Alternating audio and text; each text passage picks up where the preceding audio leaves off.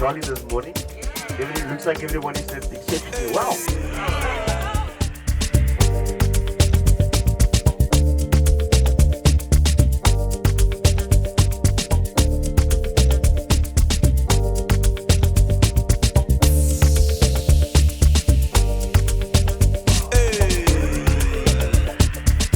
The breeze is so cool and good.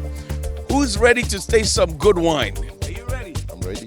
You are ready? Oh no, I'm an allergy. I'm here for the scenery and And maybe the grapes. maybe the grapes. Exactly. How about you? Yes, I'm ready.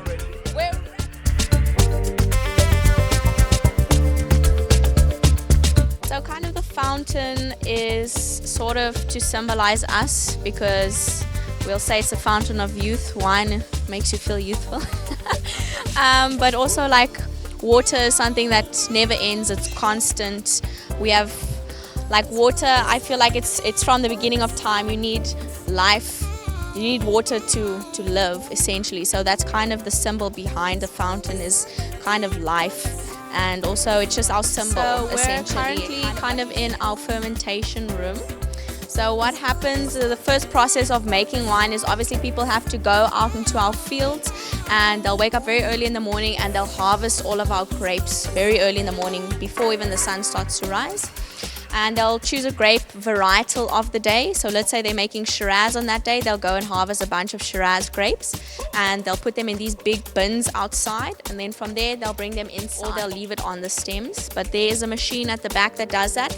It basically has little holes inside of it where the grapes will fall through, and then obviously it separates them. Then we put it onto that conveyor belt just to make sure that everything is of good quality, and then from there it will go into this big machine that we have over here. So this is called a press machine. So basically what this machine does is it's like there's a balloon inside that inflates, so it squeezes all of the juices out of the grapes. And then from there, we'll put them up there. So we always put our red wines up there, we'll never put white wines in there. And we'll leave it with the skin. So wine gets its color and the tannins. Tannins is a dry feeling you get in your mouth when you drink a nice red wine. So you get the colors and tannins from the skins. Is there a reason why when you use the cork and the screw cover? I also hear the cork adds flavor to the wine. Is that correct?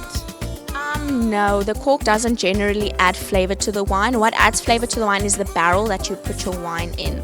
The cork is just there to keep oxygen out of the wine. You don't want oxygen into it. So a cork is very tight against the glass, so it won't allow a lot of oxygen in, and that is why you can age it for longer. Whereas the screw cap, obviously it will start to get a little bit of air in eventually. So that's why you prefer to use a cork if the wine was aged in a barrel or a different type of vessel. Whereas if it's aged in stainless steel, you'll usually put it needs to be drank as soon as possible, essentially, and that's why we'll just put the screw cap on to sell it, and then it will be drank, essentially.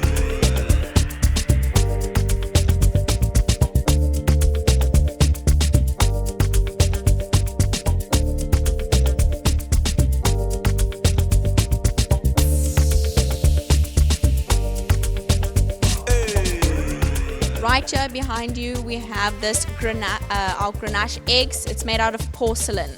So porcelain is also a neutral vessel, similar to the concrete eggs that I showed you inside of there.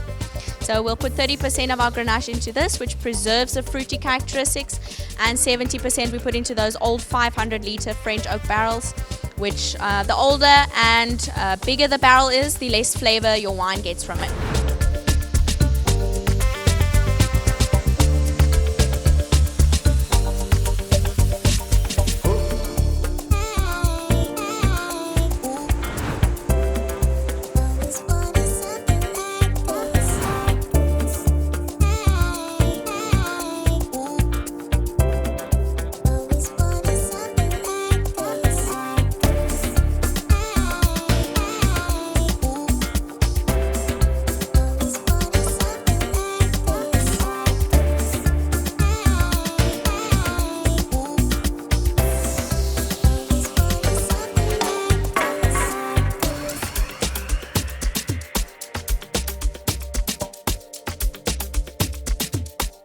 Happy birthday to you.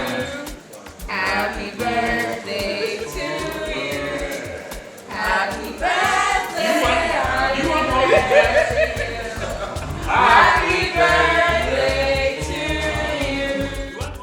And here we are at the Waterford estate where we've had a lot of fun. We had a 3-course meal. We had 6 different wines to enjoy. And our host here, Kiana, has been fantastic. Thank you so much indeed. It's my pleasure. What did you serve us? So we had our 3 courses. The first course was aubergine salad, and then we had our lamb rump, and then for dessert our chocolate torte. And amongst that we did our wine tasting. The first 2 wines we did was a Sauvignon Blanc and a Rosé.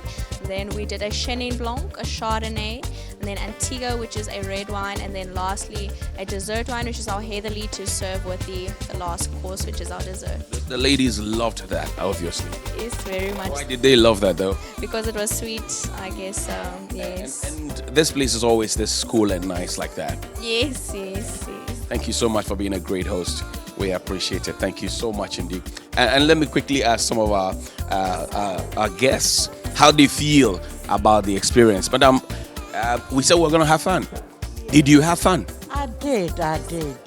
Very well. Oh, if I should measure, let's say 85%. Yes. What about you? Yeah, I had fun. Yes, it's lovely. Like the food? Yes. Yes, 90%.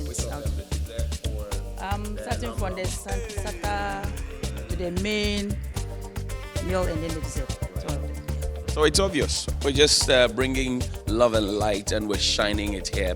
We're leaving here. We're going to another place, and we'll get our tour guide to tell us where exactly we're going, and we will bring that to you as well. On a 3FM getaway, this is how we're exploring South Africa, state by state, region by region. We're trying to just enjoy all we can within the 10 days before we bounce back to the sweet heat of Ghana's Accra.